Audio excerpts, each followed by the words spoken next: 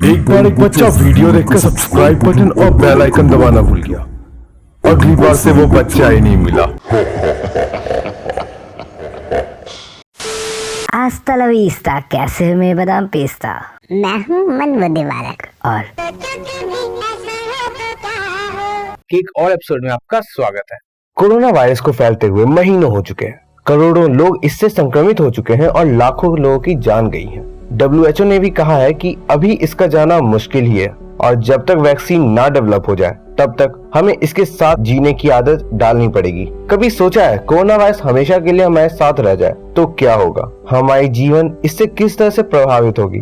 जब तक इसकी वैक्सीन ना डेवलप हो जाए तब तक किन दिक्कतों का सामना हमें करना पड़ेगा और आखिर कब हमारी दुनिया पूरी तरह से नॉर्मल हो जाएगी?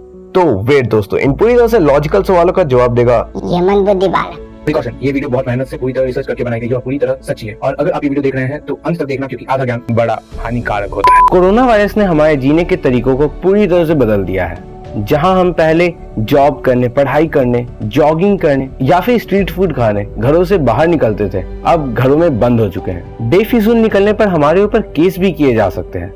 हमारे बर्थडे सेलिब्रेशन, अंकल आंटियों के सत्संग और यहाँ तक कि शादियां भी सोशल डिस्टेंसिंग को मद्देनजर रख के हो रही है और कुछ जगह तो शादियां भी ऑनलाइन हो रही है।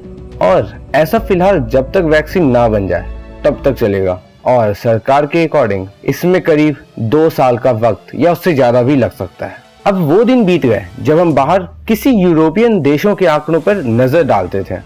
अब भारत में ही इससे करीब 1.5 लाख लोग संक्रमित हो चुके हैं और सिर्फ 8 से 10 दिनों में ये आंकड़ा और डबल हो जाएगा। मतलब 10 दिनों में करीब 3 लाख लोग इससे संक्रमित हो जाएंगे।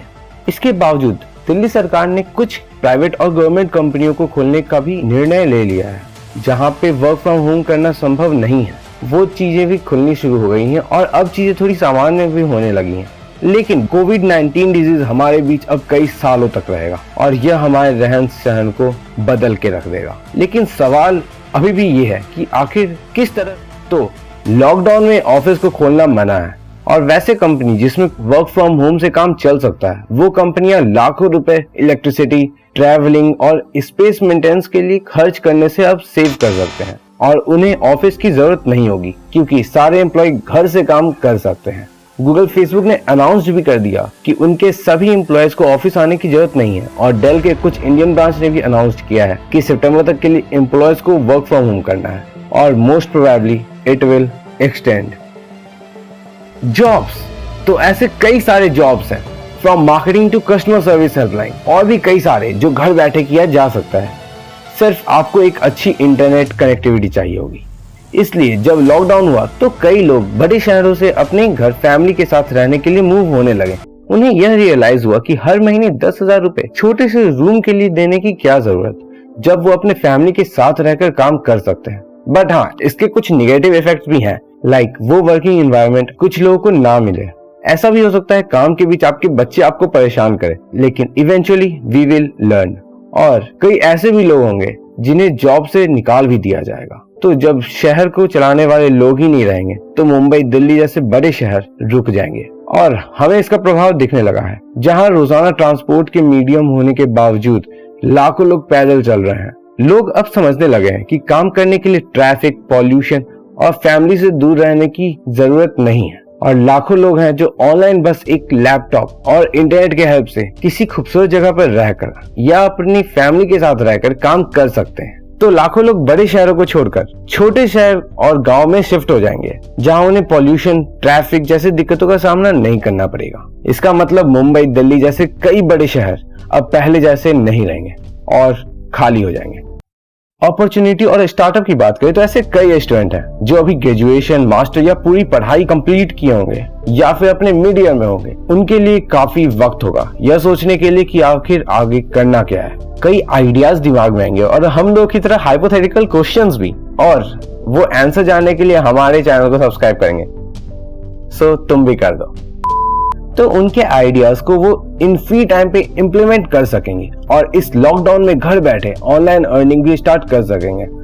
वैसे अभी भी प्लेंटी ऑफ ऑप्शन अवेलेबल है और टैलेंटेड लोग freelancer.com, फाइवर या अपवर्क जैसे वेबसाइट पर फ्रीलांसिंग काम कर सकते हैं, जहां वो घर बैठे अच्छे खासे रुपए बना सकेंगे और उन्हें किसी बड़े शहर में मूव होने की जरूरत भी नहीं पड़ेगी। जब कोविड केस कम होने लगेंगे तो लॉकडाउन खुल जाएंगे और ऐसा भी हो सकता है कुछ सरकार इकोनॉमी बचाने के लिए वक्त से पहले भी ऐसा डिसीजन ले ले, जो कि मेरे नजरिए में काफी गलत होगा। और एक बात आपको बता दूं कि पिछले साल सरकार ने सिर्फ शराब के टैक्स से करीब 1,75,000 करोड़ रुपए कमाए थे और इतने सारे प्रॉफिट की वजह से ही सरकार ने वाइन और बियर शॉप्स को जल्दी खोला था। कुछ चीजें लाइक डिसइंफेक्टिंग रोबोट और यूवी लाइट अटैच्ड रोबोट बहुत कॉमन हो जाएंगे। लोग धीरे धीरे सड़कों पर निकलेंगे, सब्जी मंडी और मछली बाजार में भी जाएंगे, पर 6 फीट की दूरी मेंटेन होगी और सबके चेहरों पर मास्क होंगे। बड़ी mask manufacturer companies designer mask निकाल रहे होंगे जिससे किसी को भी अपने फैशन सेंस के साथ कॉम्प्रोमाइज ना करना पड़े।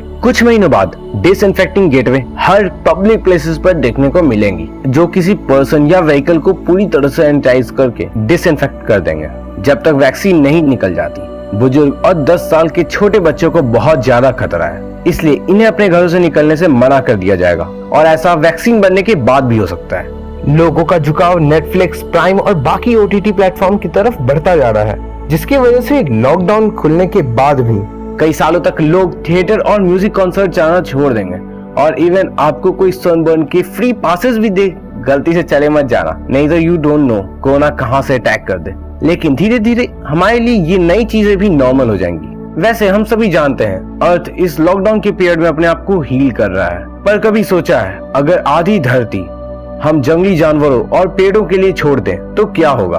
क्या इससे हम आने वाले किसी बहुत बड़े प्रलय को होने से रोक पाएंगे? लेकिन ये हम किसी और वीडियो में सोचेंगे। तब तक के लिए सोचो कभी ऐसा हो तो क्या हो कि एक और एपिसोड में हम फिर से मिलेंगे। तुम लोग कहीं मत जाना, क्योंकि जाना वापस तो यहीं पे है आना। और हाँ, मैं तो चला, सब्सक्राइब कर देना, ठीक है? बाय।